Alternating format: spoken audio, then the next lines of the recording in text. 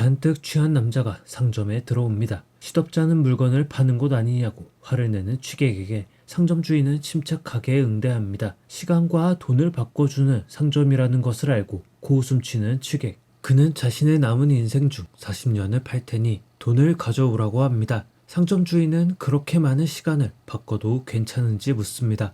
그러자 취객은 화를 내며 돈 주기 싫어서 위협하는 거냐고 고래고래 소리를 지르죠. 상점 주인은 취객의 인생 중 40년을 시스템에서 빼내고 그에 상응하는 돈꾸러미를 넘깁니다.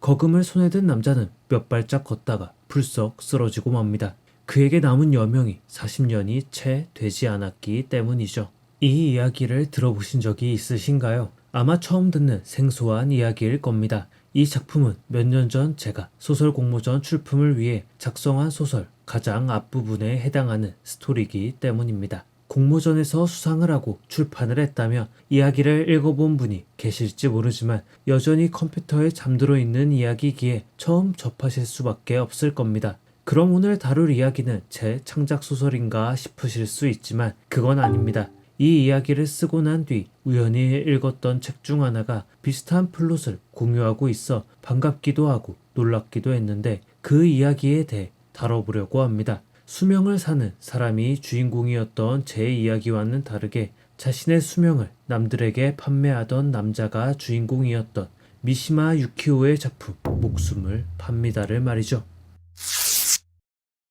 하니오는 카피라이터로 광고회사에서 일하던 남자입니다. 그런 그는 불현듯 삶의 권태로움을 느꼈고 수면제를 먹고 자살을 기도하는 방식으로 삶을 저버리려 했습니다. 물론 다른 사람의 눈에 띄어 쉽게 죽지 못했지만 말이죠. 이후 그는 구직란에 광고 하나를 게재합니다. 목숨을 팝니다라는 말로 시작하는 아주 도전적이고 자극적인 광고였죠. 며칠 뒤 한 노인이 광고를 보고 찾아옵니다. 목숨값으로 얼마를 원하느냐고 묻자 하니오는 주는 만큼 받겠다고 합니다. 노인은 5만엔을 꺼내놓고 자초지종을 털어놓습니다. 그는 자신의 어린 아내가 다른 남자와 불륜을 저지르고 있다고 이야기하며 아내를 유혹해 불륜남 앞에서 들킴으로써 목숨을 바치라고 요구하는 것이었죠. 그는 단숨에 그의 아내 루리코가 있다는 맨션에 다다릅니다. 루리코는 하니오를 자신의 집에 들입니다. 그녀는 하니오가 불륜남의 부하이며 자신의 정조를 테스트하고 있다고 생각하죠. 하지만 어처구니 없게도 하니오가 특수기관에 있다는 거짓말을 믿었고 그가 하라는 대로 관계를 맺게 됩니다. 현관문이 열리는 소리를 들으며 하니오는 마침내 자신이 죽을 때가 되었음을 직감하죠. 문을 열고 들어온 건 베레모를 쓴 뚱뚱한 불륜남이었습니다. 그는 대생을 하고 있었는데 그림을 다 그리자 하니오와 루리코에게 옷을 입으라고 합니다.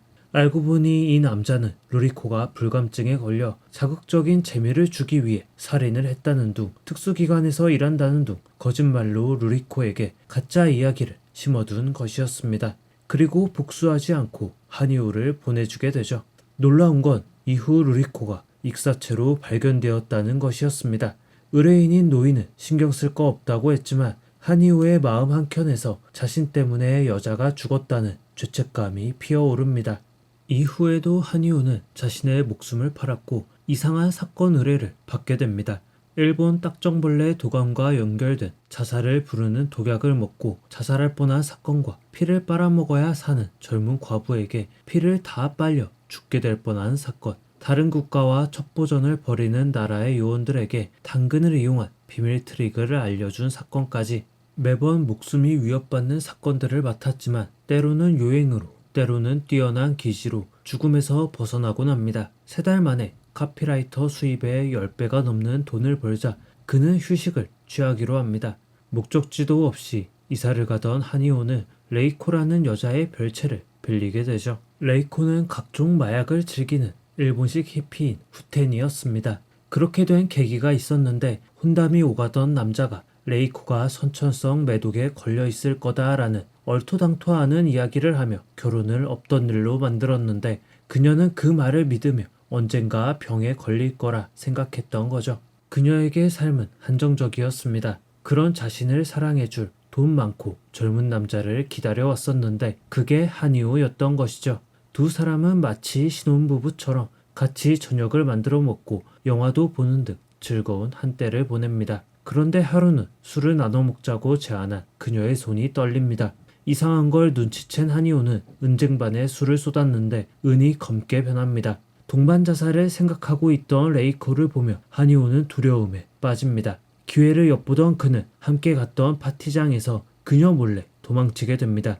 누군가 미행하는 것처럼 기척이 느껴졌으나 모습은 보이지 않았고 허벅지 쪽에 불편한 통증을 느끼며 숙소를 찾아 도망칩니다. 한이오의 허벅지에는 굵은 철사 같은 물건이 박혀 있었고 여기에 심어진 위치 추적기로 자신을 쫓는 사람들이 있다는 걸 알게 됩니다.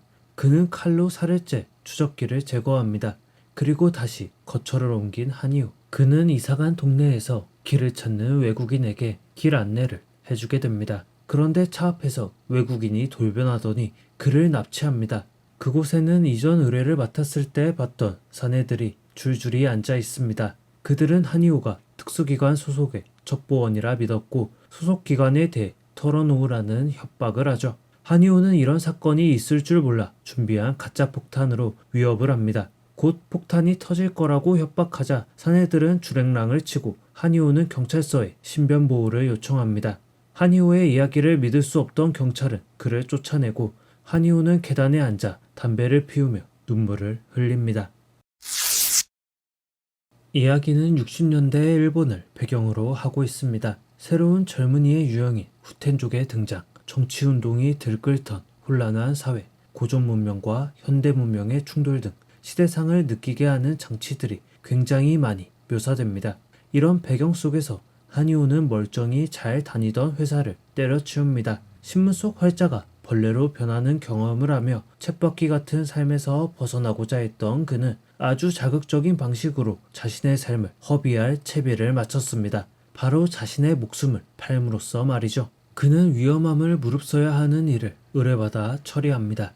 당근을 이용한 암호 트릭을 밝혔던 건 한이오의 영민함 덕분이라고 쳐도 나머지 사건들에서 죽지 않았던 건 순전히 운이라고 봐야 했습니다. 그는 허무주의 혹은 염세주의에 빠져 삶을 쉽게 포기한 패배자의 전형처럼 보입니다. 하지만 한이오보다 더 부정적인 속성의 인물들은 많습니다. 그에게 사건을 맡기는 의뢰인과 그 과정에서 얽히게 되는 주변 인물들인데 이들은 한이오의 목숨을 사는 행위를 대수롭지 않게 여깁니다. 그에 상응하는 대가, 즉 돈을 지급했으니 자신이 그 정도는 이용해도 괜찮다 생각하죠. 이는 황금 만능주의가 얼마나 만연했는지를 보여주는 동시에 이를 비꼬는 블랙 코미디에 가깝습니다. 돈이라면 어떤 일이든 할 수 있다고 믿는 사회, 하물며 하나뿐인 사람의 목숨까지 좌지우지 될 수 있다는 건 서늘한 감촉을 넘어 불쾌감을 느끼게 하는 부분입니다. 작중에서도 한이오는 자신은 목숨을 파는 사람이고 남의 목숨을 사는 건 질색이라는 말을 합니다. 그렇게까지 타락하지 않았다는 말과 함께 반면 충동적인 이유로 자신의 목숨을 걷어가려는 레이코와 같은 사람은 자신의 목숨을 살 자격이 없다고 합니다. 워딩은 다르긴 하나 목숨을 살 자격이 없는 사람은 보통의 인간으로서도 실격이라는 말로 치환할 수 있습니다. 한이오는 죽음을 받아들임으로써 자신을 무의미한 존재로 떨어뜨렸지만 인간으로서 존엄성까지 포기하지 않았습니다. 하지만 절실한 이유가 아님에도 쉽게 다른 사람의 삶을 앗아가려는 레이코를 통해 한없이 가벼워지는 생명에 대한 인식을 꼬집고 있던 것이죠. 한이오의 행동을 보면 쉽게 떠오르는 단어가 있습니다. 바로 홍대병. 주류와 자신을 구분짓고 개인의 개성을 도드라지게 드러내는 걸 좋아하는 그런 심리가 한이오에게 있기 때문입니다. 물론 그의 행동과 사고를 단순히 홍대병이라는 가벼운 단어에 실어보낼 수 없다는 의견에는 동의합니다. 조금 더 친근한 단어로 표현했을 때 이를 홍대병 혹은 힙스터 정도라 이야기할 수 있다는 뜻으로 봐주시면 좋겠습니다. 그는 정해진 프레임을 거부하는 사람입니다. 좋은 직장, 탄탄한 커리어, 안락한 집, 사회인 대부분이 따르는 하나의 모범 답안을 거부한 그는 자유로움을 느끼며 유유자적 해결사로 등장합니다. 시기에 따라 다르지만 사회적으로 보편화된 행복을 추구하는 것 놀라운 일이 아닙니다. 아파트를 구매할 때도 국민 평형이라는 말이 뒤따르고 차를 구매할 때도 패밀리카라는 수식어가 붙는 지금의 우리나라 역시 이 잣대에서 자유롭지 못할 테죠. 그는 이렇게 사회가 정해놓은 정답을 거부하기로 합니다. 신문에서 읽은 사건들은 사회 현상의 전형을 담은 반복일 뿐이었고 30살에 결혼해서 애를 낳고 행복하게 사는 것이 표준이 된 사회가 자신을 속박하고 불편하게 한다 느꼈기 때문이었죠. 목숨을 팔며 무한한 자유와 해방감까지 느끼던 한이오는 자신을 올가매는 전형적인 아내 모습을 한 레이코와 동거하며 다시 불편함을 느끼게 됩니다. 자신의 생살 여탈권마저 움켜쥐려는 레이코에게서 벗어나기로 하며 그는 다시 한번 보통의 삶을 거부합니다.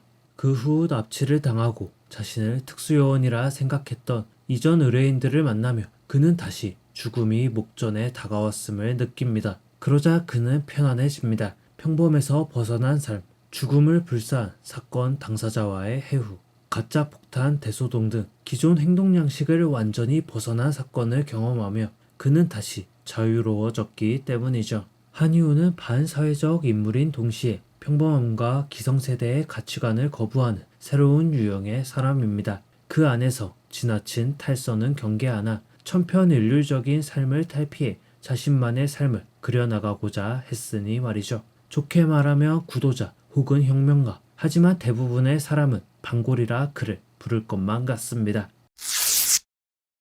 한이오가 겪게 되는 많은 사건이 일어나는 계기를 단어로 꼽아보자면 고독과 무의미일 겁니다. 판에 박은 루틴화된 삶을 살아가던 그는 고민을 털어놓을 친구가 없는 고독한 삶이었습니다. 그가 자살을 결심했을 때부터 줄곧 느꼈지만 어떤 사람도 그의 안위를 걱정해주지 않습니다. 스쳐 지나가는 여자 의뢰인 중 몇몇이 그에게 호감을 느꼈을 뿐 진심으로 그와 교류하고 감정적 교감을 나눈 상대는 전무했습니다. 인간은 사회적 동물입니다. 어렵고 힘든 삶임에도 우리가 어떻게든 살아내는 것, 나 하나의 목숨이 온전히 내 것인 것 같아도 실은 나와 복잡하게 연결된 주변 사람들의 것이기도 하기 때문이죠. 그가 순전히 기분에 따라 충동적인 선택을 할 수 있던 건 주변 사람들과의 철저한 단절, 즉 고독 덕분이었습니다. 그런 한이오가 깊게 빠져있는 감정은 무의미입니다. 레이코를 비롯한 일본의 히피들은 무의미에 대한 답을 쫓고 이에 실패하자 마약을 하는 방식으로 현실에서 도피합니다. 하지만 이들은 정말 무의미의 의미를 찾는 거라기보다 어딘가로 도피하기 위한 구실로 무의미를 이용하는 것에 불과합니다. 제대로 된 고민과 통찰 없이 무의미라는 단어를 방패로 사용함으로써 자신들의 허물을 가릴 뿐인 것이죠. 한이오는 무의미란 아주 갑작스럽게 그러나 자연스레 다가온다고 믿습니다. 신문 글자가 갑자기 벌레가 되어 흩어지는 것처럼 무의미에서 시작된 의미를 붙이는 자유의 과정은 의식하지 않아도 알게 된다고 믿었던 거죠. 지천에 널려 언제든 목격할 수 있는 무의미라는 것을 굳이 탐구하고 무의미한 생활을 한다는 것은 이해되기 어려운 것이었습니다. 그것은 주객이 전도된 아이러니한 상황이자 우스꽝스러운 모습이었습니다. 그의 자유분방한 모습의 이면에는 무의미에 대한 고찰이 있습니다. 더 정확히는 관찰이 있습니다. 그가 목도한 이해할 수 없는 사건들, 양심을 저버리고 비겁하게 숨어버리는 사람들, 무의미란 단어가 자칫 비관적이고 우울하기만 한 느낌을 줄 수도 있습니다. 하지만 한이오가 그리고 미시마 유키오가 내뱉는 무의미는 세상에 대한 애정과 타인을 바라보는 연민의 시선처럼 느껴졌습니다.